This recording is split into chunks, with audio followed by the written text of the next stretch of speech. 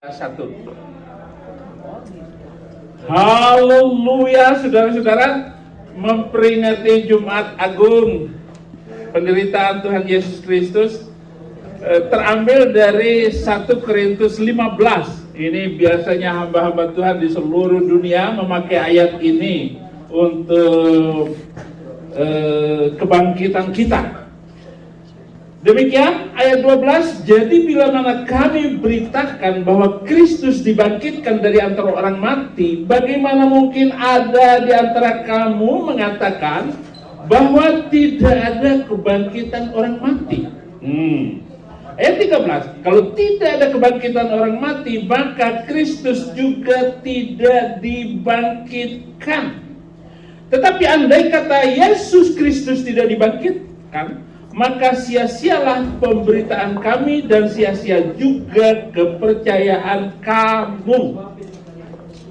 Lebih daripada itu, kami ternyata berdusta terhadap Allah, karena tentang Dia kami katakan bahwa Ia telah membangkitkan Kristus, padahal Ia tidak membangkitkannya. Kalau andai kata benar bahwa orang mati tidak dibangkitkan. Sebab jika benar orang mati tidak dibangkitkan, maka Kristus juga tidak dibangkitkan. Ayat 17, nah ini intinya. Dan jika Kristus tidak dibangkitkan, maka sia-sialah kepercayaan kamu, dan kamu masih hidup dalam dosamu. Haleluya. Jadi saudara-saudara, harus Anda pahami bahwa zaman itu perdebatan antara manusia tentang kebangkitan Yesus Kristus, atau tentang kebangkitan, adakah kebangkitan itu? Mana mungkin orang mati bangkit? Sudah sejak zaman dulu orang mati, nggak ada yang hidup lagi kok. Nah, inilah yang mau dijawab di dalam 1 Korintus 15 yang saya bacakan sampai ayat 17, ayat 12 sampai ayat 17. Intinya di ayat ini, jika Kristus tidak dibangkitkan, maka sia-sialah kepercayaan kamu dan kamu masih hidup dalam dosamu. Alkitab ini mau bilang begini, kalau pemimpin-pemimpin agama tidak bangkit, maka kamu beragama sia-sia. Pendiri agama Hindu, Krishna, masih ada dikubur sampai hari ini. Buddha Gautama, pendiri agama Buddha, kuburnya masih ada.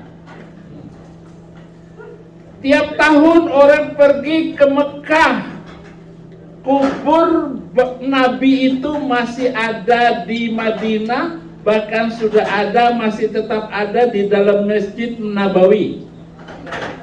Tetapi kubur Yesus Kristus kosong. Artinya Yesus Kristus bangkit.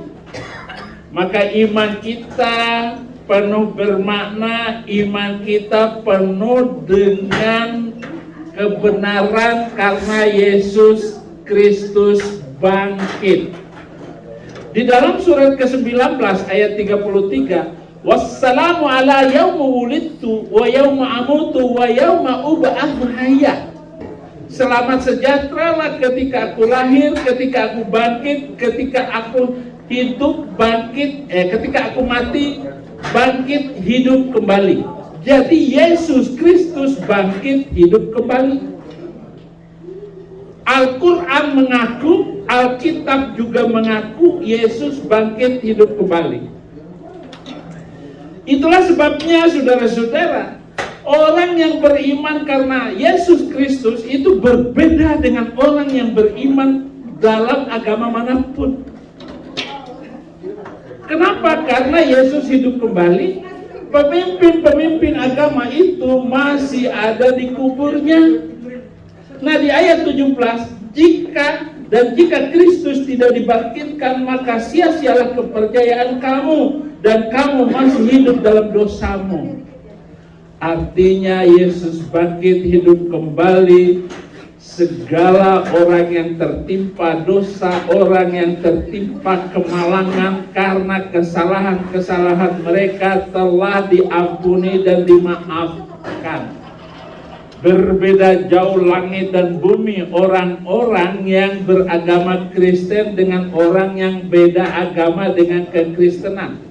Kalau memang mau mengatakan Kristen itu adalah sebuah agama, tetapi kekristenan adalah hidup Tuhan di dalam hidup kami, dan kami hidup di dalam Tuhan Yesus Kristus. Itulah sebabnya saudara-saudara, kami semua yang beragama Kristen, yang berkeyakinan Tuhan hidup di dalam kehidupan kami, Dia telah bangkit untuk kami semua. Maka iman dan kepercayaan kami itu adalah iman yang penuh makna, dan kami hidup tidak berdosa lagi karena penebusan itu. Inilah yang mau dikatakan oleh firman Tuhan ini, sehingga kita semua yang percaya kepada Yesus Kristus sangat bermakna iman ini, dan kami menjadi luar biasa karena Yesus Kristus Tuhan dan Juru Selamat. Terima kasih saudara-saudara, renungan malam hari ini kesempatan yang luar biasa bagi kita semua. Tuhan Yesus memberkati.